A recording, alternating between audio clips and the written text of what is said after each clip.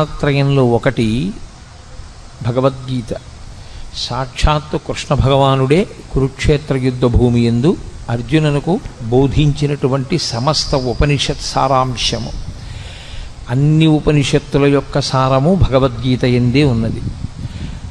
సాక్షాత్తు ఈశ్వరుడైనటువంటి కృష్ణుడే జగద్గురువుగా నిలబడి వసుదేవసుతం దేవం కంసచాణూరమర్దనం దేవకీ పరమానందం కృష్ణం వందే జగద్గురుం. జగద్గురువైనటువంటి కృష్ణుడు. జగద్గురువైనటువంటి కృష్ణుడు అంటే ఆయన జగత్తును ఉద్దేశించి చెప్పలేదుగా భగవద్గీత.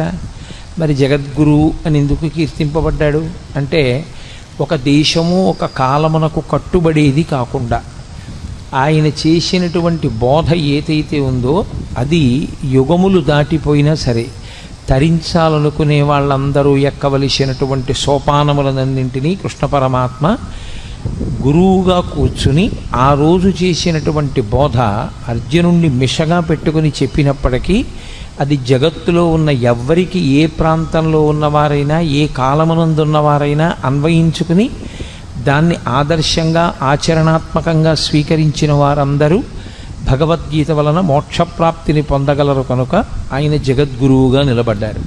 తరువాతి కాలంలో వచ్చిన జగద్గురు శబ్దానికి అర్థం కూడా అది. అందుకని కృష్ణం వందే జగద్గురుం అటువంటి మహానుభావుడు ఆ భగవద్గీతని బోధ చేసి ఉన్నారు. అయితే చిత్రమైనటువంటి విషయం, అర్జునుడితో కృష్ణ భగవానుడికి చాలా కాలం నుంచి సాన్నిహిత్యం ఉంది, కానీ ఆయన భగవద్గీత బోధ చెయ్యలేదు. కురుక్షేత్ర యుద్ధభూమి యందు మాత్రమే బోధ చేశారు. అసలు విచిత్రం ఏమిటంటే సనాతన ధర్మంలో అత్యంత ప్రముఖమైనటువంటివి ఏ ఉన్నాయో అవన్నీ కూడా కేవలం ఒక్క వ్యక్తికి మాత్రమే చెప్పబడ్డాయి. అనేక మందిని కూర్చోబెట్టి చెప్పినవి కావు. ఏవేవి చాలా గొప్పవని మనం అనుకుంటామో అవన్నీ ఒక్కరికే చెప్పారు.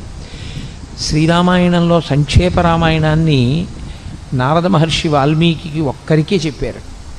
అలాగే ఆదిత్య హృదయాన్ని అగస్త్య మహర్షి రామచంద్రమూర్తికి ఒక్కరికే యుద్ధభూమిలో చెప్పారు. భాగవతాన్ని పరీక్షిత్తుకి ఒక్కడికే శుకబ్రహ్మ చెప్పారు. భగవద్గీతని కురుక్షేత్ర సంగ్రామ భూమి యందు అర్జునుడికి ఒక్కడికే కృష్ణ పరమాత్మ బోధ చేశారు. అది సరి అయినటువంటి సమయం ఆసన్నమైంది అనుకునేంత వరకు ఆయన బోధ చేయలేదు. ఇప్పుడు అర్జునుడు వినడానికి తగిన సమయాన్ని పొంది ఉన్నాడు అని ఆయన అనుకున్నప్పుడు మాత్రమే ఆ బోధ చేశారు. ఆ చేయబడినటువంటి బోధ ఏదో కాకతాళీయంగా 4 మాటలు చెప్పినట్లుగా ఉండదు. అసలు భగవద్గీత యొక్క ఆవిర్భావమే అంత గంభీరంగా ఉంటుంది. అసలు దాని ప్రారంభమే ఒక యోగంతో, అర్జున విషాద యోగంతో ప్రారంభమైంది. అటువంటి భగవద్గీతని గురించి పెద్దలు ఒక్క శ్లోకంలో దాని యొక్క గొప్పతనాన్నంతటినీ చెప్తారు. సర్వోపనిషదో గావః దోగ్ధా గోపాలనందన పార్థో వత్సః సుధీర్భోక్త దుగ్ధం గీతామృతం మహత్ అంటారు. అది సర్వోపనిషదో గావు. ఆవులు ఉపనిషత్తులు. ఉపనిషత్తులు ఆవులైతే ఉపనిషత్తులు ఉండేది వేదముల యొక్క చివర ఉంటాయి.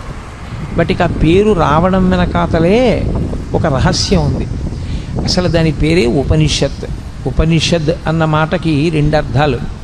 ఒకటి, ఉపనయనం అయిన తర్వాత గాయత్రీ మంత్రం చెయ్యడానికి కావలసిన అధికారము సిద్ధించిన తరువాత గురువుగారికి దగ్గరగా కూర్చుని బ్రహ్మజ్ఞానమును పొందేటటువంటి అవకాశాన్ని బ్రహ్మచారి పొందితే ఉపనిషద్. పక్కన కూర్చున్నాడు, పక్కన కూర్చుని ఉప శబ్దము చేత దగ్గరగా కూర్చుని గురువుగారి దగ్గర వినడానికి కావలసిన యోగ్యతని పొందడం ఉపనిషదే. షద్ జీర్ణమవడం కానిది, జీర్ణము కానిది లోకంలో బ్రహ్మం ఒక్కటే.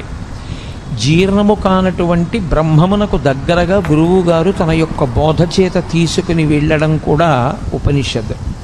అందుకే ఉపనిషత్తులన్నీ కూడా గురు శిష్య సంవాదంగా ఉంటాయి తప్ప అవి అనేక మందికి చేసిన బోధలు కావు. యోగ్యుడైనటువంటి శిష్యుడు మాత్రమే గురువుగారి దగ్గర నేర్చుకుంటాడు. ఆ యోగ్యత శిష్యుడు పొందాడు అని నిర్ధారించవలసింది లోకంలో ఇంకెవ్వరూ కాదు. అది ఒక్క గురువుకు మాత్రమే ఉన్న అధికారం. ఇతను ఈ స్థితిని పొంది ఉన్నాడు, ఇప్పుడు నేను బోధ చెయ్యవచ్చు అని గురువు ఎప్పుడు నమ్ముతాడో అప్పుడు మాత్రమే ఉపనిషత్ సారాంశమును బోధ చేస్తారు, లేదా అసలు ఉపనిషత్తుని బోధ చేస్తారు. అటువంటిది సమస్త ఉపనిషత్తుల సారమైనటువంటి భగవద్గీతని బోధ చేయడానికి ఏదో యోగ్యతని చూడవలసి ఉంటుంది కృష్ణ పరమాత్మ. అంతేకాని ఏ యోగ్యతలు లేకుండా ఇక్కడ ఏదో అడిగాడు ఇక్కడ చెప్పేస్తే బాగుంటుందని చెప్పింది కాదు యుద్ధభూమిలో. అందుకే అది ఇంకొకరికి వినపడదు కూడా, ఒక్క అర్జునుడికే వినపడుతుంది. అది సర్వోపనిషదో గావో. ఆ ఆవులు ఉపనిషత్తులన్నీ ఆవులుగా వచ్చి నిలబడితే దోగ్ధ గోపాల నందన. నందన అన్న శబ్దం కొడుక్కి వేస్తారు సాధారణంగా. కొడుక్కి వేసే శబ్దం నందన. యశోదానందన, దేవకీనందన, అలా. ఎవరికి నందనుడైతే వారికి ఆయన నందనుడు అంటే ఆనందమునిచ్చువాడు. గోపాలనందన అంటే తండ్రి శబ్దము చేత చెప్పబడినవాడు కాడు, గోపాలురందరికీ ఆనందమునిచ్చేవాడు. ఎవరా గోపాలురు అంటే ఆయన జన్మించినప్పుడు అంత సౌలభ్యంతో వచ్చింది కృష్ణావతారం. పుట్టినప్పుడు మాత్రం ఏదో ఎవ్వరికీ అందుబాటులో లేనటువంటి స్థితిలో జన్మించిన వాడు కాడు. అందరికీ అందుబాటులో ఉండడానికి ఎంతగా ఆచారనిష్ట తెలియని వాళ్ళు ఉంటారో అటువంటి వారి మధ్య పుట్టాడు. తలకడిగితే మొలకడగరు, మొలకడిగితే తలకడగరు, అంత ఆచారం తెలియనటువంటి గోపాల బాలుర మధ్య జన్మించాడు. అందుకే ఏ పాములెరుగక ఏ పారుమేటికి పశుల కాపరి ఇంట పాము కలిగి, ఏ కర్మయును లేక వెలయునొక్కడికిని జాతకర్మంబులు సంభవించి, ఏ తల్లి చనుబాలు ఎన్నడెరుగని ప్రోఢ తల్లి యశోదచనుల పాలు త్రవనిరిగి, ఏ హాని వృద్ధుల నిరుగని బ్రహ్మంబు ఉదివిటిలో వృద్ధి పొందనుంది, ఏ చదువులనైన ఇట్టిట్టిదనరాని అర్థం అవయవములయందు అందముంది అని ఆ కృష్ణ పరమాత్మ యొక్క జన్మ విశేషం గురించి భాగవతంలో పోతన గారు అంటారు. అందరికీ అందుబాటులో ఉండేటటువంటి గోపాల బాలుడిగా గోపాల బాలుర మధ్య జన్మించాడు. వాళ్ళతో కలిసి ఆడుకున్నాడు, వాళ్ళతో కలిసి తిరిగాడు. నిజానికి ఆ వచ్చినటువంటి గోపాలురందరూ కూడా మహర్షులందరూ గోపాల బాలురుగా వచ్చారు. కాబట్టి దోగ్ధ గోపాలనందన, పాలు పిండేటటువంటి వాడు కృష్ణ పరమాత్మ. ఆ పాలు పిండడానికి దేంట్లోంచి ఆ పాలు వస్తాయో ఆ ఆవులు ఉపనిషత్తులు బ్రహ్మమును ప్రతిపాదన చేస్తాయి.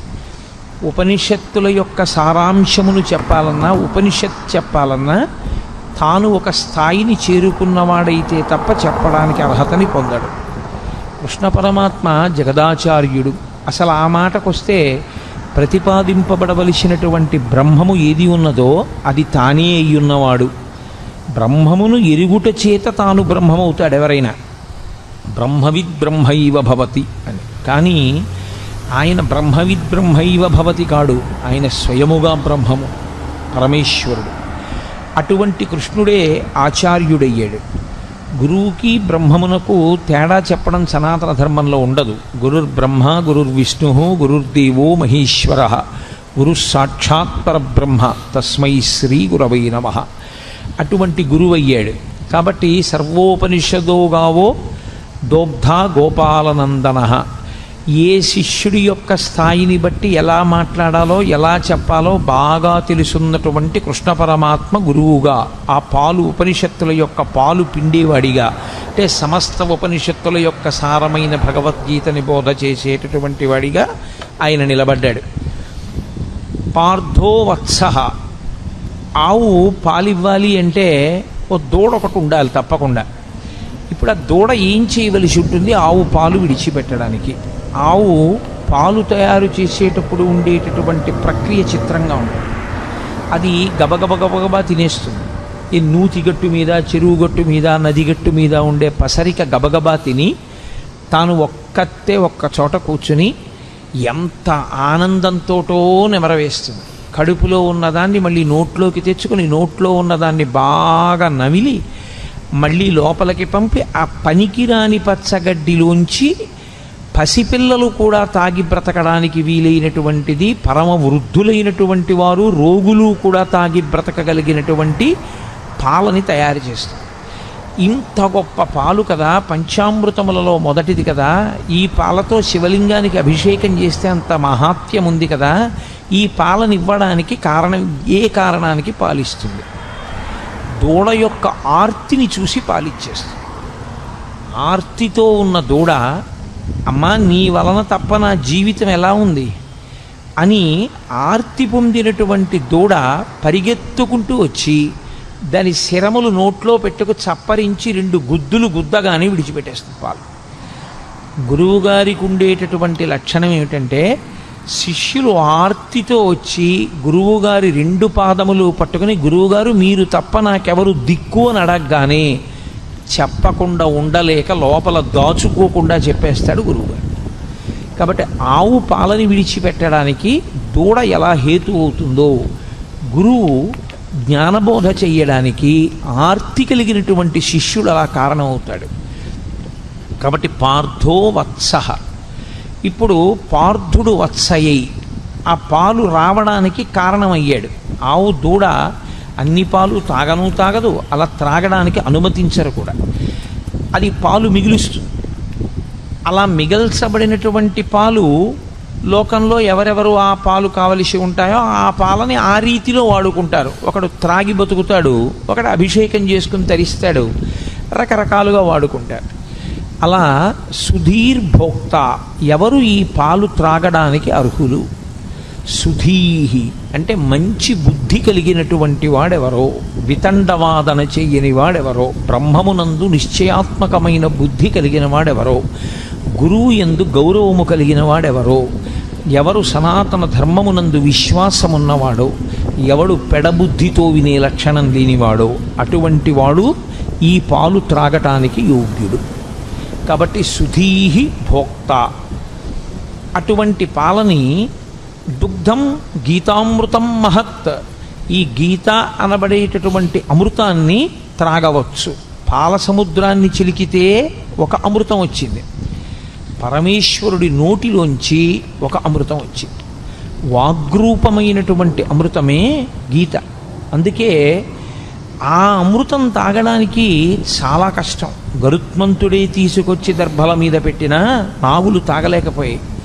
కానీ గీతామృతం తాగడానికి సాధారణంగా అందరూ ఏ అవయవంతో తాగుతారో ఆ అవయవంతో తాగక్కర్లేదు. చెవులు దొప్పలు చేసుకుని వినగలిగితే చాలు. ఆ విశ్వాసంతో, ఆ భక్తితో ఎవరు కూర్చుని వింటారో అటువంటి వారందరూ ఈ అమృతాన్ని తాగడానికి అర్హులే. ఈ అమృతాన్ని ఎవరు సేవిస్తారో వాళ్ళకు ఒక లక్షణం ఉంటుంది. అమృతం తాగినవాడు ఇక మళ్ళీ పుట్టవలసిన అవసరం ఉండదు. కాబట్టి ఇదే చిట్టచివరిసారి శరీరాన్ని విడిచిపెట్టడం. కానీ త్రాగడం అంటూ జరిగినప్పుడు శరీరం ఉంటే కదా తాగాడు, శరీరం లేకుండా త్రాగడం అన్న మాట రాదు. కాబట్టి శరీరంతో ఉన్నాడు కాబట్టి తాగాడు, శరీరంతో ఉన్నాడు కాబట్టి అమృతం తాగాడు, శరీరంతో ఉండి తాగాడు కాబట్టి ఈసారి శరీరం పడవలసిందే. అది ప్రకృతికి సంబంధించిన నియమం. ఈసారి పడడం ఏదుందో అదే చిట్టచివరిసారి పడ్డాం. ఇంకొకసారి పడవలసిన అవసరం ఎందుకు ఉండదంటే ఇంకొకసారి పుట్టవలసిన అవసరం లేదు కనుక. అంటే జనన మరణ చక్రము నుండి తప్పుకోవడమే అమృతము. ఆ అమృతము నోటితో తాగుతారు, దానికి అధికారము సిద్ధిస్తే. కానీ అలా అధికారం సిద్ధించి త్రాగారు అన్నవాళ్ళు మనకి కనపడరు. కానీ గీతామృతం తాగడానికి మాత్రం ఎల్లరూ యోగ్యులే. దీని చేత యోగ్యత సుధీహి భోక్త, మంచి బుద్ధి కలిగిన వాడైతే, అటువంటి మంచి నిర్ణయం చేసుకున్నవాడైతే, మనసు మంచిదయ్యుంటే, భగవంతుడి గురించి మనం తెలుసుకోవాలనేటటువంటి చిత్తమాలిన్యము లేకుండా కూర్చోగలిగిన వాడైతే అటువంటి వాడు ఈ అమృతమును త్రాగటానికి అర్హుడు. కాబట్టి భగవద్గీత వింటే ఏమొస్తుంది? భగవద్గీత వింటే కొడుకు ఉద్యోగం వస్తుంది, భగవద్గీత వింటే కూతురికి పెళ్ళవుతుంది అని ఫలశ్రుతులు చెప్పకూడదు. భగవద్గీత వింటే ఏమవుతుంది అంటే అది బ్రహ్మ విద్య కనుక మళ్ళీ పుట్టవలసినటువంటి అవసరాన్ని తీసేస్తుంది. ఇంకా ఇంతకన్నా గొప్పది మనుష్యుడు కోరవలసినది వేరొకటి ఉండదు. కాబట్టి అంత గొప్ప శక్తిని ఈ గీతామృతము ఇవ్వగలదు. అందుకే పెద్దలు గీత గురించి చెప్తూ ఒక మాట చెప్తారు. గీతతో సమానమైనవి అంటూ ఉంటే లోకంలో ఇంకొక 3 మాత్రమే ఉన్నాయి. అందుకే గంగా, గీత, గాయత్రి, గోవింద ఈ 4 చతుర్గకార సంయుక్తే పునర్జన్మ న విద్యతే. గీత, గంగాచ, గాయత్రి, గోవిందీతి హృది స్థితే. ఎవరు ఈ 4ంటిని గుండెల యందు బాగా ఊంచుకుని నిలబెట్టుకుంటారో, మొదటిది గంగ. గంగని ఇక్కడ పెట్టుకోవడానికి ఏం ఉండదు, గంగ యందు స్నానం చేయాలి. గంగ యందు స్నానం చేస్తే ఏమవుతుంది? గంగ యందు స్నానం చేస్తే పాపములు నశించిపోతాయి. పాపములు నశించిపోతే మళ్ళీ చేయడా? గంగలోంచి బయటకు వచ్చాక చెయ్యడని నమ్మకం ఏం లేదు. కానీ గంగలో స్నానం చేస్తే వచ్చేటటువంటి ఫలితము ఉత్తర జన్మల యందు కనపడుతుంది. కానీ గీత అనబడేటటువంటి గంగని త్రాగినవాడు ఇప్పుడే ఇక్కడే మోక్షానికి అధికారాన్ని పొందుతాడు. 2, అది పరమేశ్వరుని యొక్క శిరస్సుకి తగిలి కింద పడడం వల్ల అంత శక్తిని పొందేది. భవాంగపతితంతోయం పవిత్రమితి పస్పృశు అంటారు వాల్మీకి మహర్షి రామాయణంలో. గంగ హిమవంతుని పెద్ద కూతురిగా పరమేశ్వరుని యొక్క శరీరాన్ని తాకి హిమాలయ పర్వతాల మీద పడి తాను అనేక మార్గములలో ప్రవహించి త్రిపథగా అయింది కాబట్టి గంగకి శక్తి వచ్చింది. ఈ గంగ సాక్షాత్తుగా పరమేశ్వరుడి నోటిలోంచి ఆవిర్భవించినటువంటి ఈ గంగ ఎప్పుడో ఏ జన్మలోనో ఫలితమిచ్చేది కాదు. ఈ జన్మలో ఇప్పుడే ఇక్కడే ఫలితం ఇవ్వగలిగినది గీతామృతమనబడేటటువంటి గంగ. కాబట్టి నిజానికి గంగ కన్నా గీత ఒక పైమెట్టు మీదే నిలబడుతుంది. గీత, గంగాచ, గాయత్రి. గాయత్రి ఉపనయనము చేసుకోవడానికి అధికారమున్న వాళ్ళందరూ గాయత్రి మహామంత్రాన్ని చేస్తారు. గాయత్రి మహామంత్రం అంత గొప్ప మంత్రం ఇక లోకంలో లేదు. అది మంత్రములకన్నిటికీ తల్లి అని పేరు దానికి. అందులో అడిగేది ఒకటే, ప్రచోదయాత్, మా బుద్ధులు ప్రేరేపింపబడుగాక ప్రేరేపింపబడుగాక ప్రేరేపింపబడుగాక అని అడుగుతుంటారు త్రిసంధ్యల యందు. కాబట్టి ఆ గాయత్రి బుద్ధిని మరల్చి ఈశ్వరుని యందు పెట్టి తాను తరించేటటువంటి అవకాశాన్ని గాయత్రీ మాత ఇస్తుంది. గోవిందేతి, గోవిందుడు ఆ నామమే గొప్పది. ఎందుచేత అంటే భగవంతునికి మిగిలినటువంటి పేర్లు ఏ ఉన్నాయో అవన్నీ బిరుదునామాలుగా వచ్చాయి. గోవిందనామం ఒకరు బిరుదునామంగా ఇచ్చింది కాదు, పరమేశ్వరుడు కష్టపడి సంపాదించుకున్న నామం. 7 రాత్రులు 7 పగళ్ళు గోవర్ధనోద్ధరణాన్ని చేసి చిటికెన వీల మీద పర్వతాన్ని ఎత్తి పట్టుకుని అందరినీ కాపాడితే, ఆయన్ని నమ్మకుండా వెళ్ళిపోయిన వాళ్ళని కూడా ఆయన పిలిచి మరీ కాపాడాడు గోవిందనామంతో. అది గోవిందనామానికి ఉన్న గొప్పతనం. అంత సౌలభ్యంలో ఉన్న అవతారం. అందుకే గోవింద అంటే ఈశ్వరుడు ఉలిక్కి పడతాట. కారణం ఏమిటంటే నేను ఆ నామాన్ని సంపాదించుకున్నది నేనే కష్టపడి 7 రాత్రులు 7 పవళ్ళు పర్వతాన్ని ఎత్తి పట్టుకుని నన్ను నమ్మకుండా పక్కకి వెళ్ళిపోయినటువంటి వాళ్ళని కూడా పిలిచి, బాలుండీతడు కొండదొడ్డది మహాభారంబు సైరింపగా దాలండోయని దీని కింద నిలువంచింతింపగా బోలది శైలాంబోనిధి జంతు సంయుత ధరాచక్రంబుపై పడ్డ నాకేలల్లాడదు బంధులార నిలుడి క్రిందం ప్రమోదంబునన్ అంటాడు. మీరు బెంగపెట్టుకోకండి, ఈ కొండ కింద పడదు. సమస్త బ్రహ్మాండం వచ్చి కొండ మీద పడిపోయినా కొండ కింద పడకుండా పట్టుకుంటాను.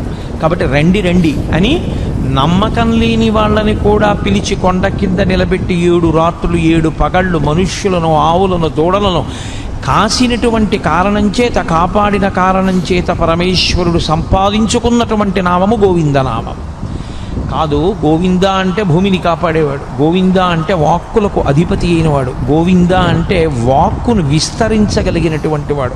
వింద అన్న శబ్దానికి అర్థం తంతువుగా సాగడం. దూది పట్టుకుని ఇలా ఇలా ఇలా ఇలా ఇలా ఇలా తంతువు కింద తంతువులందు చేలమ విధంబున ఏ పరమేశుమూర్తి ఎందింతయు ఒప్పు భంగి అంటారు పోతన గారు. పెద్ద పెద్ద దారాల కింద ఒక కండిలోంచి వెడితే దాన్ని తంతు అంటారు. తంతువు కింద విస్తరిల్లి లోపల పరబ్రహ్మము శబ్దము చేత ఆవిష్కరింపబడితే గోవింద అంటారు. అంతర్బహిశ్చ తత్సర్వం వ్యాప్య నారాయణ స్థిత. నామరూపాత్మకంగా కనపడేటటువంటి జగత్తు కాదని దాని లోపల జీవుడిగా ఉన్నటువంటి బ్రహ్మం ఎవరున్నారో వాడిని గుర్తించడానికి నామరూపాలని ఆధారం చేసుకుని విశ్వమునందు విశ్వనాథుణ్ణి చూడగలిగినటువంటి ప్రజ్ఞాపాఠవములు పెరగగలిగిన స్థితికి గోవింద అని పేరు.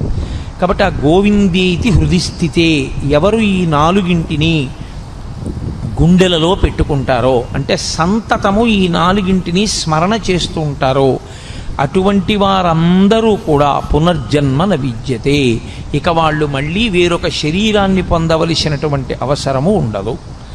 వాళ్ళు ఈ శరీరమే ఆఖరిసారి పడిపోవడం తప్ప వీరొకసారి శరీరము పడవలసిన అవసరం ఉండదంటే అసలు పుట్టనే పుట్టరు. అంత గొప్పవి ఈ నాలుగు. అంత గొప్పవైనటువంటి నాలుగులో ఒకటి గీత. ఈ గీత ఆవిర్భవించినటువంటి విధానం చాలా ఆశ్చర్యకరమైనటువంటి స్థితిలో ఆవిర్భవించింది. మీకు తెలుసు, మహాభారతంలో ఎంత కాదు అని పక్కకి తీసుకెళ్ళడానికి ప్రయత్నం చేసిన ఈశ్వరుని యొక్క అవతార ప్రయోజనమే రాక్షస సంహారము కనుక, ధర్మమును నిలబెట్టడం కనుక కురుక్షేత్రంలో కురుపాండవులు కలుసుకోవడం యుద్ధం కోసం అనివార్యమైంది. తీరా ఇద్దరూ వచ్చి కలుసుకున్నారు. ఇక యుద్ధం ప్రారంభం అవ్వాలి. ధర్మరాజు గారు పెద్దలకి నమస్కారం చేయడానికి వెళ్ళాడు. అంతవరకు అందులో ధర్మదోషమేం లేదు. వాళ్ళు కలుసుకున్నది కూడా ఎక్కడ అంటే ధర్మక్షేత్రే కురుక్షేత్రే, ధర్మక్షేత్రమైన కురుక్షేత్రంలో కలుసుకున్నారు. వ్యాస భగవానుడు గీతామృతాన్ని ప్రారంభం చేస్తూనే ధర్మశబ్దంతో ప్రారంభం చేస్తాడు. ధర్మ అంటే పట్టుకోవలసినది, పట్టుకోవడంలో వైక్లభ్యం వస్తే మిమ్మల్ని రక్షించనిది అని గుర్తు.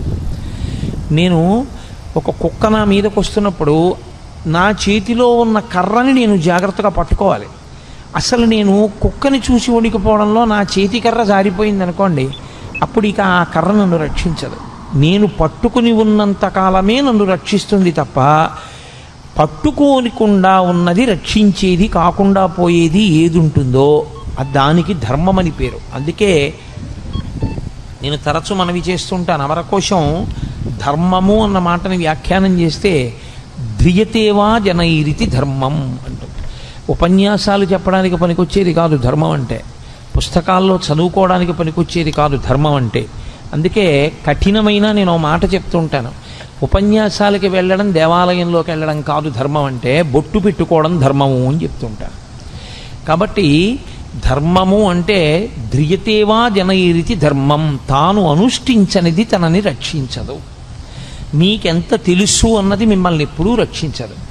వేదము ఏది చెప్పిందో అది మీరు పట్టుకోగలరా? ఎవరేది చెప్పారన్నది ప్రమాణము కాదు. నేను ఒకటి చెప్పచ్చు, ప్రమాణం కాదు. ఎంతటి మహాత్ముడైనా కావచ్చు, ఆయన చేసింది ప్రమాణం కాదు, ఆయన చెప్పింది ప్రమాణం కాదు. ఎక్కడి వరకు ప్రమాణం? వేదము చెప్పిన దానితో అంగీకరించి మాట్లాడితే అంతవరకే ప్రమాణం. వేదము చెప్పిన దాన్ని వ్యతిరేకించి మాట్లాడితే, ఎక్కడ వరకు వేదాన్ని అంగీకరించి మాట్లాడాడో అక్కడ వరకు ప్రమాణవాక్కు మాట్లాడాడని, వేద వ్యతిరేకమైన మాట్లాడినదంతా కూడా దుస్తర్కం చేశాడని అంటారు. దుస్తర్కాస్తు విరమ్యతాం అంటారు శంకరాచార్యుల వారు. దుస్తర్కము చెయ్యవద్దు. వేదో నిత్యమధీయతాం తదుదితం కర్మస్వనుష్ఠీయతాం. వేదం ఎలా చెప్పిందో అలాగే చెయ్యాలి. వేదము దేనిని ప్రమాణంగా మాట్లాడిందో దాన్ని ప్రమాణంగా మాట్లాడాలి. అంతేకాని ఇప్పుడు ఎక్కడ కుదురుతుందండి అని మాట్లాడడానికి వీల్లేదు. వేదము ఏది చెప్పిందో దాన్ని అందుకోవడమే నీ ప్రయోజనం. అలా అందుకోలేకపోతే అది వ్యక్తిగా నీ బలహీనత ఏమో, కానీ వేదం చెప్పినది ఎలా కుదురుతుందండి అన్న మాట మాట్లాడడానికి మాత్రం నీకు అధికారం లేదు. నేను నిత్యాగ్నిహోత్రం చెయ్యకపోతే నేను చెయ్యలేకపోవడం నా తప్పని చెప్పాలి. అంతేగాని నిత్యాగ్నిహోత్రం ఎక్కడ కుదురుతుందండి అన్నమాట నేను వాడడాన్ని మాత్రం శాస్త్రం అంగీకరించదు. నీ తప్పు నువ్వు అంగీకరించాలి. అంతేగాని వేద ప్రమాణము యొక్క సాధ్యాసాధ్యములను విచారణ చేసే అధికారము నీకు లేదు. ధర్మం అంటే ఒక్కటే లోకంలో. ధర్మమనగా ఎవరు చెప్పినది ధర్మము కాదు, వేదం ఏది చెప్పిందో అదొక్కటే ధర్మము.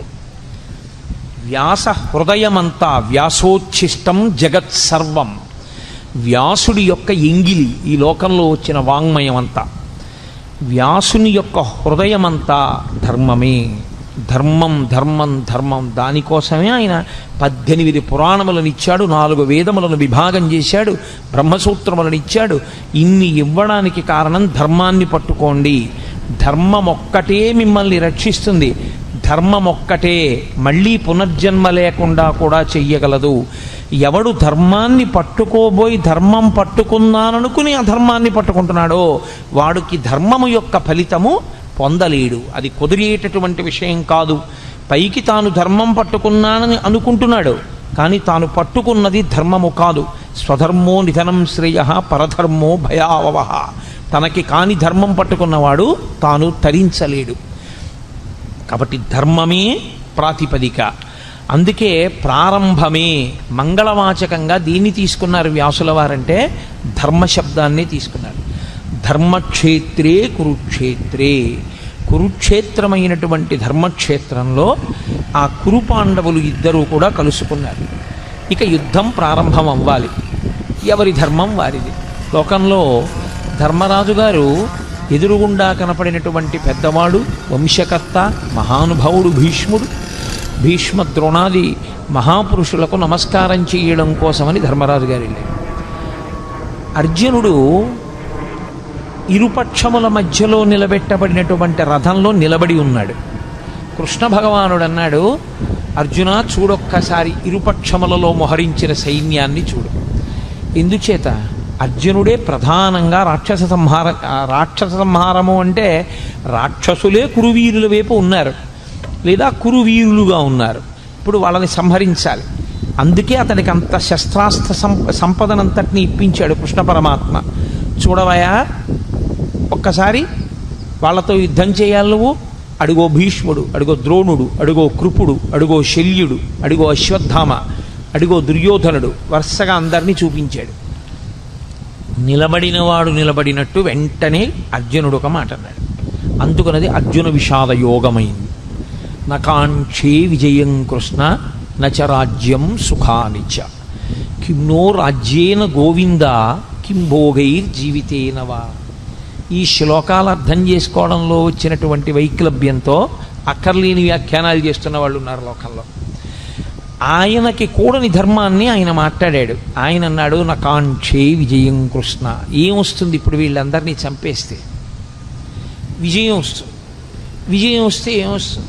రాజ్యం వస్తుంది. రాజ్యం వస్తే ఏమొస్తుంది? ధర్మరాజు గారు సింహాసనం మీద కూర్చుని పరిపాలన చేస్తాడు. కానీ ఏమైపోతుంది? నా గురువు మరణిస్తాడు, మా తాతగారు మరణిస్తారు, నా అన్నదమ్ములు మరణిస్తారు, నా బంధువులందరూ చచ్చిపోతారు. ఇంతమంది చచ్చిపోయినటువంటి నిత్తుటి కూడు మిగులుతుంది. ఇప్పుడు ఈ నిత్తుటి కూడిని నేను తినవలసి వస్తుంది. మీరు చాలా జాగ్రత్తగా పట్టుకోవలసి ఉంటుంది భగవద్గీత ఆవిర్భావాన్ని. ఆయన వైరాగ్యమును పొందుతున్నాడు. చిచ్చి ఇవన్నీ ఏమిటంటున్నాడు? ఆయన ధర్మాన్ని మాట్లాడుతున్నాడు. వీళ్ళందరినీ చంపడం ఎందుకని? కానీ ఆ ధర్మంలో వైక్లభ్యం ఉంది, అది దిద్దాలి ఇప్పుడు కృష్ణ పరమాత్మ. వీళ్ళందరినీ చంపడం, వీళ్ళందరినీ చంపేస్తే ఏమొస్తుంది? నాకేం మిగలదు. అందరినీ చంపేసిన వాడు అర్జునుడు అన్న పేరు వస్తుంది. ఇంతమందిని చంపేసి నేను రాజ్య పరిపాలన మొదలు పెడితే నిన్నటి వరకు నా కంటి ముందు ఉన్నటువంటి తాతలు, తండ్రులు, గురువులు, బంధువులు, స్నేహితులు ఇంతమంది మరణించిన తరువాత నేను ఒక్కడిని మిగిలితే నేను పొందేటటువంటి సంతోషం ఏమిటి? కాబట్టి నాకొద్దు ఈ ఈ యుద్ధము వద్దు, ఈ విజయము వద్దు, ఈ రాజ్యము వద్దు. ఇప్పుడు ఆయన ఎంత భయవిహ్వలుడైపోయాడంటే అంతటి మహావీరుడైనటువంటి అర్జునుడి చేతులు వణికిపోయాయి. వణికిపోవడంలో ఆయన చేతిలో ఉన్నటువంటి గాంధీవం జారి కింద పడిపోయాడు. కింద పడిపోతే తాను ఎలా నిలబడ్డాడో అలా నిలబడ్డవాడు నిలబడ్డట్టే నీరసం ఆవహించేసి చతికిల పడిపోయాడు. నీరసం ఆవహించి చతికిల పడిపోయాడు అంటే ఆయన శరీరంలో ఇప్పుడు ఏదో ఆరోగ్యపరమైన సమస్య తలెత్తలేదు. ఆయనకి శరీరంలో ఎంత ఆరోగ్యం ఉండాలో అంత ఆరోగ్యం ఉంది, ఎంత బలం ఉండాలో అంత బలము ఉంది. కానీ శరీరమునందు ఉండవలసినటువంటి బలాన్ని, శరీరమునందు ఉన్నటువంటి ఆరోగ్యాన్ని ఏది పాడు చేసేసింది అంటే బలహీనపడిపోయినటువంటి మనస్సు పాడు చేసేసింది. ఇది చాలా గొప్ప విషయం. మీరు ఎంత బలవంతులు అన్నది కాదు, మీ మనస్సు ఎంత జవంతో ఉన్నది అన్నది ప్రధానం. మనస్సుకి జవం లేనివాడు శరీరంతో ఎంత బలం ఉండనివ్వండి ఉపకారం చేయలేడు. ఎందుచేత అంటే మనస్సు భయానికి కానీ శంకకి కానీ లోనైపోయింది అనుకోండి, తాను ఆత్మరక్షణలోకి పడిపోయి ఒక రకమైనటువంటి భయానికి లోనవుతాడు.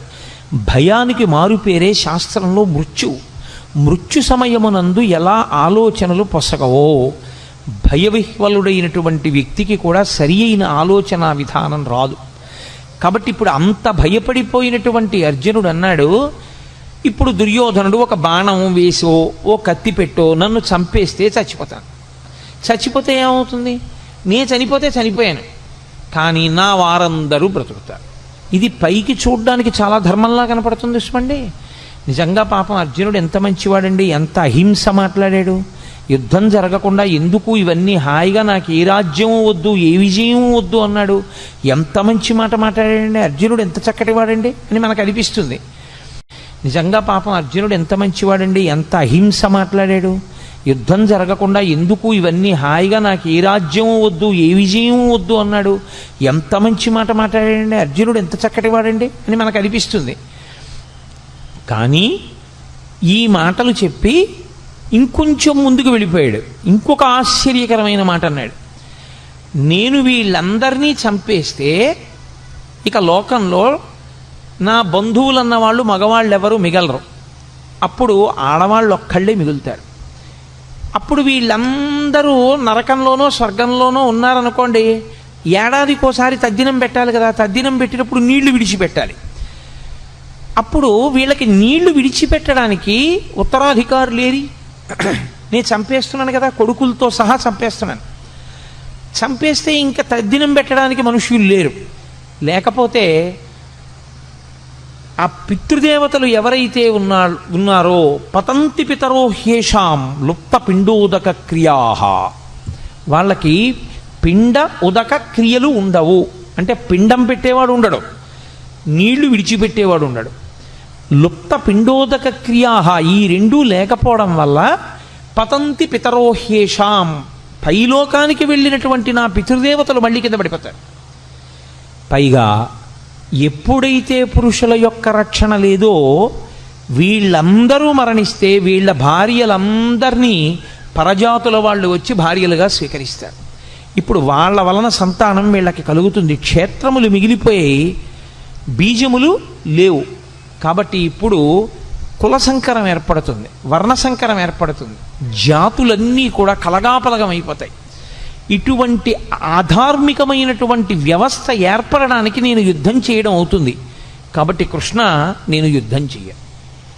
మీకు ఇది పైకి చూడ్డానికి ఎలా ఉంటుందంటే, అయ్య బాబోయ్ అర్జునుడు ఎంత శక్తివంతంగా మాట్లాడాడు, ఎంత గొప్పగా మాట్లాడాడు మహానుభావుడు, ఎంత చక్కటి మాటలు మాట్లాడాడు. నిజంగా అర్జునుడు చెప్పిన మాట కృష్ణుడు విని అర్జునుడిని వెంటనే రథం ఇచ్చి వెనక్కి పంపించేసి ఉంటే కురుక్షేత్ర సంగ్రామం జరగకపోతే అంత నెత్తురు వరదలై పారదుగా, అంతమంది చచ్చిపోరుగా, ప్రశాంతంగా ఉంటుందిగా.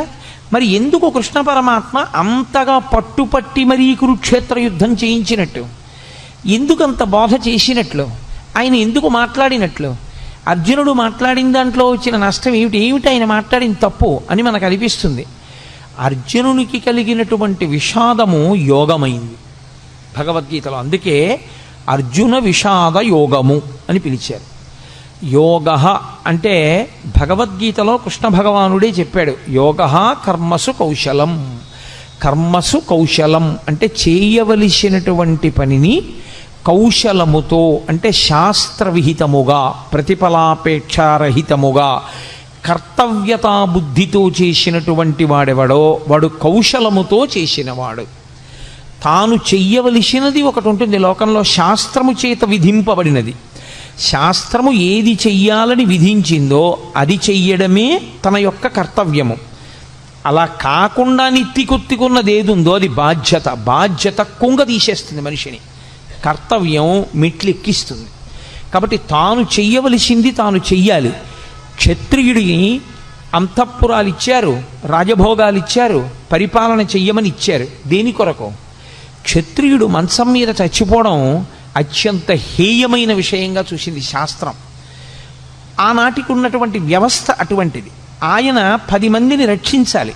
అందుకే తనకి వైరం ఉందా లేదా అనవసరం, తనకి వైరం ఉన్నా లేకపోయినా తాను మాత్రం అమాయకులను పీడించేటటువంటి వాళ్ళని నిగ్రహించడం కోసం యుద్ధభూమికి వెళ్ళి అలా అమాయకుల్ని పాడు చేసేటటువంటి వాళ్లతో చేసేటటువంటి యుద్ధంలో తాను శరీరం విడిచిపెట్టినా తాను స్వర్గానికి వెడతాడు తప్ప తనకి అక్కర్లేని ధర్మం నెత్తి మీద వేసుకుని తన కర్తవ్యాన్ని తాను విస్మరిస్తే, తాను ప్రశాంతంగా శాంతి బోధ చేస్తూ తాను మరణిస్తే, లోకంలో ఉన్న వాళ్ళందరినీ బాధ పెడుతున్నటువంటి రాక్షస శక్తుల్ని దునుమాడవలసినటువంటి వాడు తన కర్తవ్యాన్ని తాను నిర్వర్తించకుండా అక్కరలేని కర్తవ్యాన్ని తెచ్చి తన నెత్తి మీద పెట్టుకుని ఆ కర్తవ్య నిర్వహణ చేత తాను శరీరం విడిచిపెడితే అటువంటి వాడు అధమలోకాలకు వెళ్ళిపోతాడు, అధమ ఉపాధుల్లోకి వెళ్ళిపోతాడు. కాబట్టి ఎవరు చెయ్యవలసినటువంటి కర్తవ్యాన్ని వాళ్ళు చెయ్యవలసి ఉంటుంది.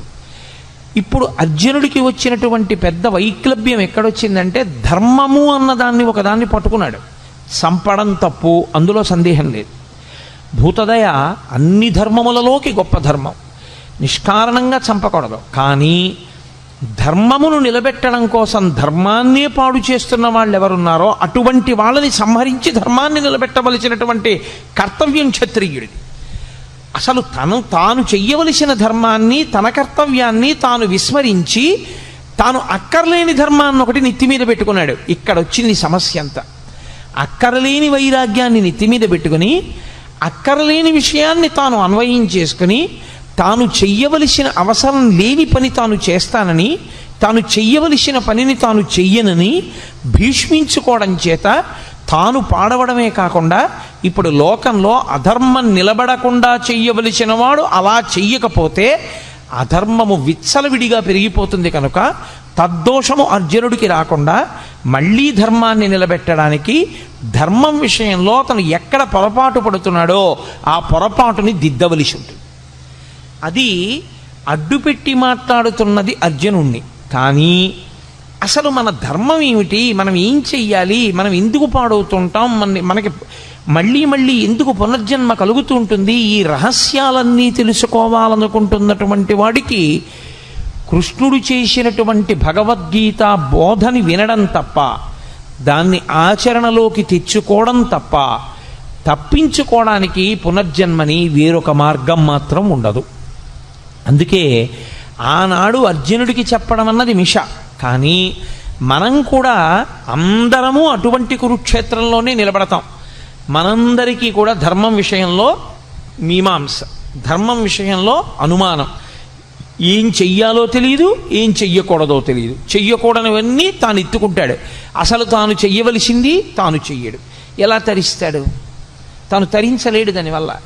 అందుకని నీవేది చెయ్యాలో తెలుసుకుని నువ్వు అది చెయ్యడంలో నువ్వు నైపుణ్యాన్ని సాధించాలంటే, అటువంటి కౌశలమును నువ్వు పొందాలంటే, ఆ కౌశలము చేత నువ్వు యోగమును పొందాలంటే అనేన యుజ్యతే ఇది యోగ అంటాడు పతంజలి. అనేకముగా ఉన్నవి ఒక్కటిగా మారి ఆ ఒక్కటిగా నువ్వు నిలబడి ఒకటి యందు ప్రవేశించి ఒకటిగా అనుభవాన్ని పొంది రెండవది లేదు కనుక భయాన్ని పొందకుండా శరీరాన్ని విడిచిపెట్టగలిగినటువంటి సాక్షి మాత్రపు శక్తిని నువ్వు పెంపొందించుకొనగలిగితే దానికి యోగమని పేరు. ఇప్పుడు అర్జునుడు పొందినటువంటి కష్టం ఏదుందో దానికి జవాబు చెప్పాలి. చిత్రం ఏమిటంటే 1వ అధ్యాయం మొత్తం మీద అర్జున విషాద యోగంలో కృష్ణ భగవానుడు ఎక్కడా మాట్లాడలేదు. ఎందుచేత అంటే ఎవడికి ధర్మం విషయంలో అనుమానం ఉందో, ఎవడు పొరపాటు జీవితం గడుపుతున్నాడో, ఎవడు ఈ అయోమయంలో ఉన్నాడో వాణ్ణి ముందు తనకున్న అయోమయం అంతా మాట్లాడినివ్వాలి. అందుకని ముందే నోరు నొక్కేశారనుకోండి, అసలు నన్ను చెప్పనిస్తే కదండి అంటాడు. అందుకని ముందు మాట్లాడినివ్వాలి. ఎంత మాట్లాడతాడో అంతా మాట్లాడనిచ్చి అప్పుడు తాను మాట్లాడాలి ఆచార్యుడు. అందుకే 2వ అధ్యాయం వచ్చేంత వరకు అసలు కృష్ణ భగవానుడు నోరు విప్పలేదు. మనం డాక్టర్ గారి దగ్గరికి వెడతాం. డాక్టర్ గారి దగ్గరికి వెడితే డాక్టర్ గారు మనకున్నటువంటి అనారోగ్యాన్ని అడుగుతాడు. మనకేం తెలుసు అంటే దేని మూలంగా రోగం వచ్చిందో మనకి తెలియదు, వచ్చిన రోగం వల్ల మనం పడుతున్న బాధ ఒకటే మనకి తెలుసు. మనమేం చెప్పగలం? మన బాధ ఒకటే చెప్పగలం డాక్టర్ గారికి. ఏమిటో డాక్టర్ గారు సాయంకాలం అయ్యేటప్పటికి జ్వరం వచ్చేస్తుందండి, పొద్దున్న తిన్నది జీర్ణం అవుతుంది, రాత్రి 7 గంటలు 6 దాటిందంటే ఇంకా ఒళ్ళు వేడెక్కుతుంది, ఏది తిన్నా జీర్ణం అవ్వదు సరికదా, వాంతి అయిపోతుందండి, రాత్రిపూటే ఉంటుంది, వీడు బాధ ఒకటే చెప్తూ ఉంటాడు. వింటూ డాక్టర్ గారు ఏం ఆలోచిస్తాడంటే, వీడికి సాయంకాలం 6 అయ్యేటప్పటికి జ్వరాన్ని కల్పించగలిగినటువంటి సూక్ష్మాంగ జీవి ఏది ప్రవేశించి ఉంటుంది, దాని వలన వీడిలో ఏ రకమైనటువంటి జ్వరం ప్రకోపించి వీడికి జీర్ణం కాకుండా ఆహారం బయటికి వెళ్ళిపోతుంది. ఇప్పుడు మందు దేనికి వెయ్యాలంటే మూలానికి వెయ్యాలి. ఏ సూక్ష్మక్రిమి శరీరంలో ప్రవేశించడం చేత అతనికి సాయంకాలం జ్వరం వచ్చి తిన్న పదార్థం జీర్ణం కాకుండా వాంతవుతోందో ఆ సూక్ష్మక్రిమి మీద అతను ఔషధాన్ని ఇవ్వాలి. అంతేకాని వాంతి అయిపోకుండా ఏం చేయాలో లవంగమొగ్గ నవలాలో ఏలక్కాయ నవలాలో చెప్పడానికి అతని భార్యే చాలు, పక్కింట్లో ఉన్న వాళ్ళే చాలు, డాక్టర్ గారు అక్కర్లేదు దానికి. డాక్టర్ గారు చెప్పవలసింది మూలాన్ని ఛేదించాలి. అర్జునుడు మాట్లాడితే అర్జునుడు మాట్లాడిన మాటల వెనక ఛేదింపబడవలసినటువంటి మూలాల్ని కృష్ణ పరమాత్మ పట్టుకున్నాడు. ఇది అందుకే భవద్భీషిణి అయింది. గీతకి భవద్భీషిణి అని పేరు ఉండడానికి కారణం అదే. సంసారము అంటేనే అయోమయం, సంసారం అంటేనే రాగద్వేషములు. మీరు కొంచెం జాగ్రత్తగా పట్టుకోగలిగితే సంసారమునకు మారు పేరే రాగద్వేషములు. రాగము ద్వేషము ఈ రెండు ఎప్పుడు ఉంటాయి? ఇంకొకడు ఉంటే కదండి. ఇప్పుడు నాకన్నా ఇంకొకడు ఉన్నాడు అనుకోండి, అప్పుడు నేను వాడిని ప్రేమిస్తే రాగం, నాకు వాడి మీద సంతోషంగా ఉండి వాడిని నేను అభిమానిస్తే నాకు వాడి మీద రాగం ఉన్నది. నేను వాడి మీద కోపం పెట్టుకుంటే నాకు ద్వేషం ఉన్నది. అసలు రెండవది లేదు ప్రపంచంలో, ఒక్కటే ఉన్నది. రాగమునకు కానీ ద్వేషమునకు కానీ ఏమైనా కారణం ఉందా? ఇంకో వస్తువు లేదు, ఉన్నదొక్కటే, పరబ్రహ్మం ఒక్కటే ఉంది. ఆ ఉన్న ఒక్క పరబ్రహ్మము ఎలా ఉన్నది? ఇన్నిగా కనపడుతున్నా కాదురా, ఇన్ని యథార్థమునకు ఉన్నదొక్కటే. అన్ని నగలుగా కనపడుతున్నా ఉన్నదొక్క బంగారమైనట్టు, అనేక కుండలుగా కనపడుతున్నా ఉన్నదొక్క మన్నైనట్టు, అనేక కడవలలో పోసిన ఉన్నది ఆ ఆవు పాలైనట్టు, అనేకమైన ఆవులున్నా అన్నిటి యొక్క పాలలో ఉన్న ధర్మము ఒక్కటైనట్టు, మనకి ఉన్నది ఒక్కటే పదార్థము అని తెలిసిందనుకోండి, ఇప్పుడు ప్రేమించడానికి లేదు, ద్వేషించడానికి లేదు. కాబట్టి ఇప్పుడు అర్జునుడికి రాగము పుట్టింది, ద్వేషము పుట్టింది. ద్వేషం ఎవరి మీద పుట్టిందంటే తన మీదే పుట్టింది.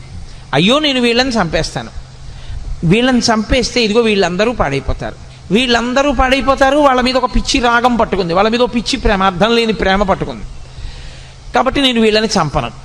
ఈ రాగద్వేషములనేటటువంటివి ఏర్పడడానికి కారణము రెండవ వస్తువు ఉండడం. ఇప్పుడు ఈ రెండవ వస్తువు ఉన్నది అనేటటువంటిది ఏదో, దానినే మోహము అని పిలుస్తారు శాస్త్రంలో. అజ్ఞానావస్థ, అవిద్య, దాని చేత వచ్చినటువంటి అయోమయావస్థ. ఈ అయోమయం పోవాలి అంటే గురుబోధ వినా మార్గం ఉండదు. కాబట్టి ఇప్పుడు కృష్ణుడు గురువుగా నిలబడి మాట్లాడాలి. అందుకు ఆయన మాట్లాడుతున్నాడు.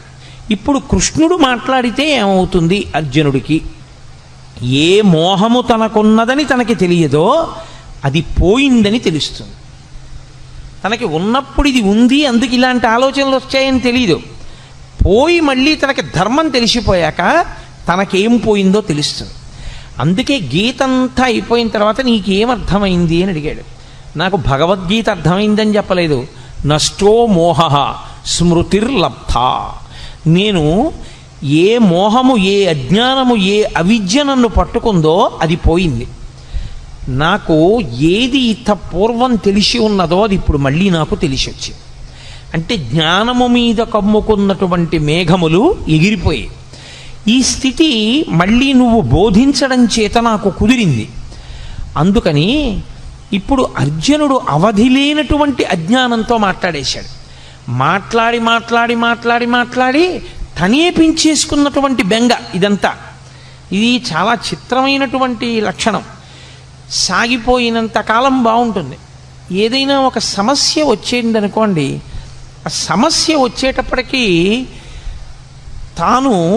తానుగా నిలబడి కర్మఫలాన్ని అనుభవించేసేయగలిగినటువంటి శక్తి అందరి యందు ఉండడం సాధ్యమయ్యే విషయం కాదు. చాలా చాలా కష్టం. అక్కడికి వచ్చేటప్పటికి గిజగిజలాడిపోయి ఖచ్చితంగా ద్వైదీభావంలోకి వెళ్ళిపోతాడు. వాడు నేను రెండు భావాలు వస్తాయి. అభిమానము చేత కానీ ద్వేషము చేత కానీ వచ్చేస్తుంది అది. ఈ వచ్చినప్పుడు మాట్లాడటమే చాలా కష్టం. అక్కడ ఆ భావనల నుంచి శిష్యుణ్ణి పైకెత్తి స్వధర్మం దగ్గర నిలబెట్టాలి. మళ్ళీ ఏది ధర్మమో దాని యందు నిలబెట్టాలి. అది నిలబెడుతున్నాడు ఆయన.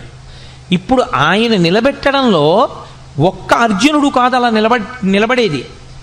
గీత చదువుకుంటున్న వాళ్ళందరూ అటువంటి ధర్మక్షేత్రంలో, అటువంటి కురుక్షేత్రంలో నిలబడ్డవాళ్ళే. మనం అందరం కూడా రాగము ద్వేషము ప్రతి క్షణం. చిత్రం ఏమిటంటే రాగము శాశ్వతముగాను ఉండదు, ద్వేషము శాశ్వతముగాను ఉండదు. ఒకప్పుడు మీరు అపారమైన రాగముతో ఉన్న వ్యక్తి మీరు అపారముగా ద్వేషించే వ్యక్తి, మీరు అపారముగా ద్వేషించే వ్యక్తి మీరు అపారముగా ప్రేమించే వ్యక్తి మారిపోతుంటుంది. ఇప్పుడు రాగము ద్వేషము మారడానికి వ్యక్తియా కారణము, మనస్సా కారణము? ఏది తనకి అనుకూలమో అది జరగకపోవడం చేత ద్వేషం వచ్చింది, ఏది తనకి అనుకూలము కాదో అది జరగడం వల్ల ద్వేషం వచ్చింది. ఇప్పుడు ఈ రాగద్వేషములు రెండూ పోవడానికి అవిద్య పోవాలి. ఈ అవిద్య పోవాలి అంటే అది గురువుగారు మాట్లాడితే తప్ప శిష్యుడికి పోదు.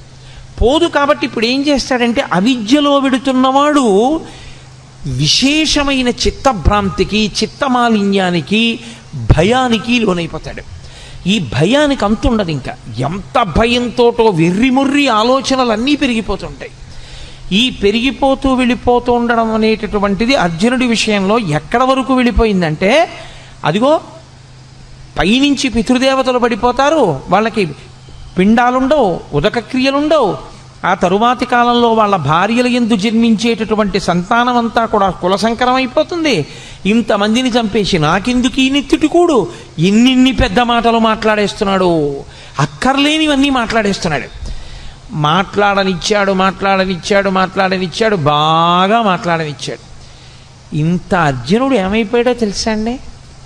ఇంతమంది శత్రువుల్ని అస్త్రప్రయోగం చేసి చంపగలిగినటువంటి అర్జునుడు తన మనసు తనకి బరువు అయిపోతే, తన చిత్తము మలినమైపోతే, తాను పెంచుకున్న భయానికి తాను వశుడైపోతే, తాను గాంధీవం వదిలేసి కూలబడిపోయి కృష్ణ పరమాత్మ యొక్క కాళ్ళ మీద పడిపోయి బావా బావా అని పిలిచేటటువంటి వాడు ఒక ఆశ్చర్యకరమైనటువంటి మాట అన్నాడు. నేను నీకు శిష్యుణ్ణి అన్నాడు.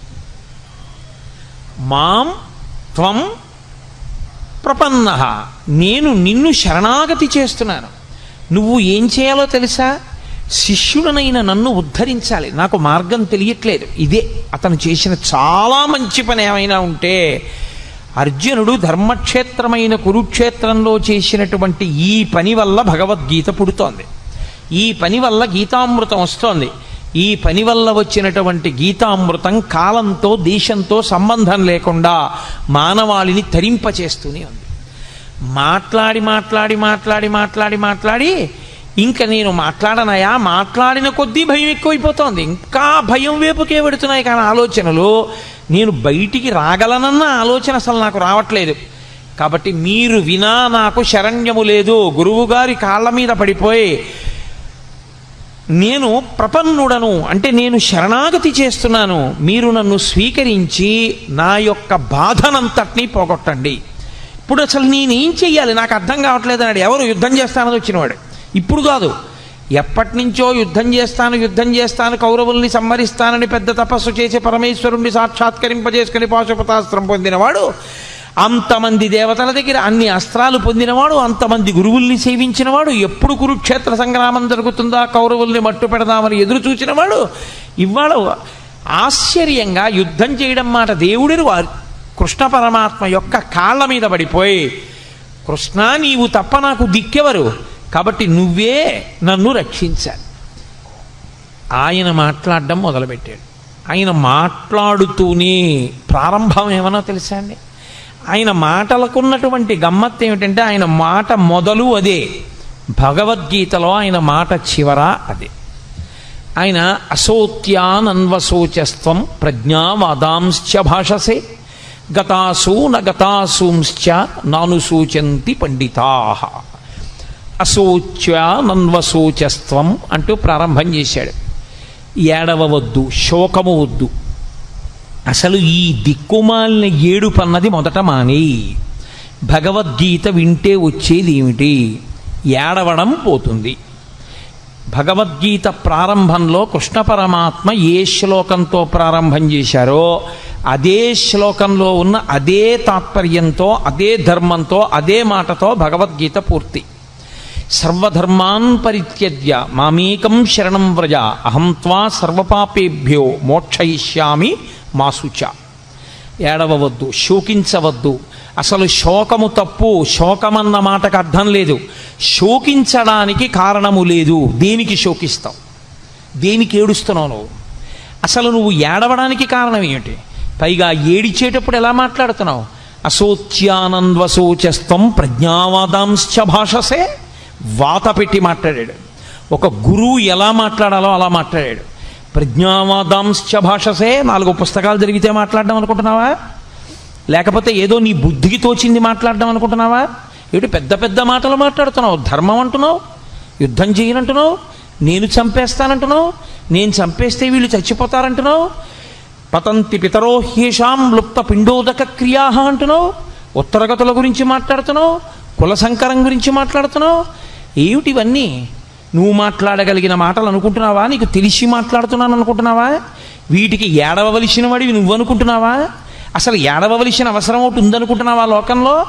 అశోచ్యానన్వశోచస్త్వం ప్రజ్ఞావాదాంశ్చ భాషసే గతాసు నగతాసూంశ్చ నానుసూచంచి పండితాః.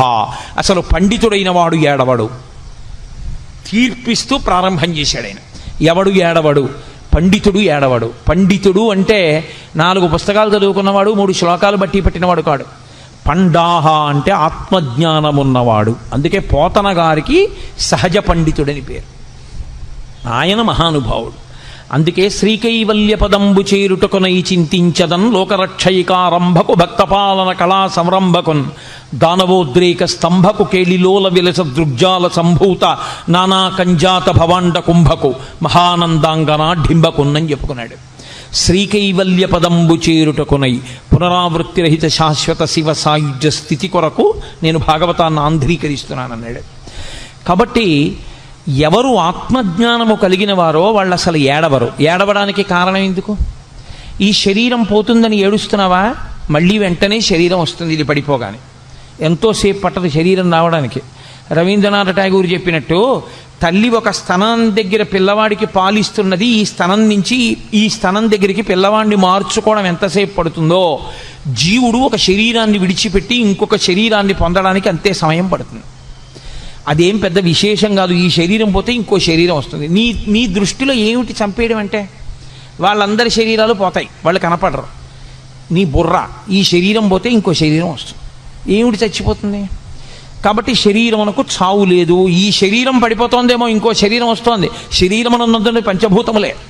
పంచభూతములు లేని శరీరం ఇంకోటి లేదు. పృథివీ ఆపస్తేజో వాయు ఆకాశములే ఉండాలి ఇందులో ఉన్న. కాబట్టి వాళ్ళు ఏ శరీరంలో కొన్నా పంచభూతాలతోనే ఉంటారు. కాబట్టి ఈ రాజులు లేని రోజు లేదు, ఉన్నారు. ఆత్మ ఉండదంటావా? ఎప్పుడు ఉన్నది ఆత్మ. మరి దేనికి ఏడుస్తున్నావు నువ్వు? అసలు నువ్వు ఏమిటి పాండిత్యంతో పెద్ద ప్రజ్ఞావాదాంశ్చ భాషసే నేను చాలా గొప్పవాడిని మాట్లాడేస్తున్నావు. వీళ్ళందరూ చచ్చిపోతారంటున్నావు, నే చచ్చిపోతానంటున్నావు, వీళ్ళందరూ ఏమిటో పడిపోతారంటున్నావు. ఎవరు చచ్చిపోతారు? నేను మీతో మనవి చేశా, వైద్యుడు మూలానికి మందిచ్చినట్టు మూలానికి మందిస్తూ ప్రారంభం చేశాడు.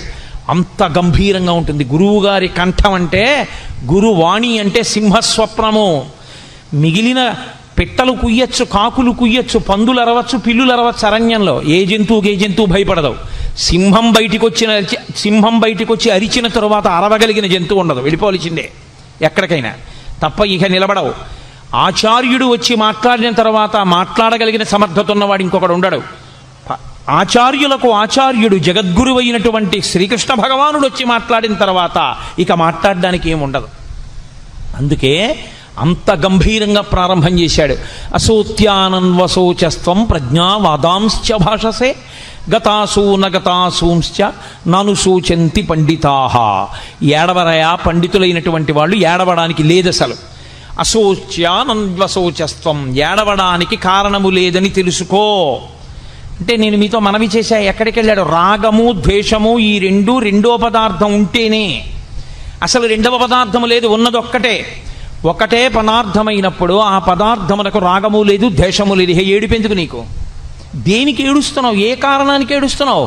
ఉలిక్కి పడ్డాడు ఇంత అర్జునుడు. అక్కడి నుంచి వెళ్ళిందండి భగవద్గీత. ఎన్ని ధర్మములు, ఎన్ని విషయములు, ఎన్ని గుణములు, ఎన్నిటిని బోధ చేశాడో. అందుకనది యోగమైంది. అర్జున విషాదము యోగం ఎందుకైందంటే ఆ విషాదము ధర్మ సంబంధమైనది.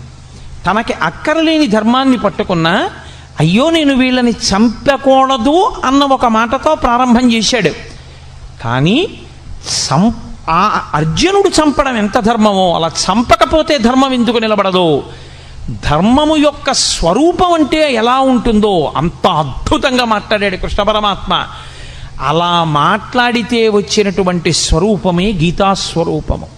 సరే, నేను చేసేది 7 రోజుల ప్రసంగాలే కాబట్టి విహంగ వీక్షణంగా గీత యొక్క వైభవాన్ని ఆవిష్కరించడానికి ఇవాళ ప్రారంభోపన్యాసంగా గీతావిర్భావం గురించి 4 మాటలు చెప్పాను.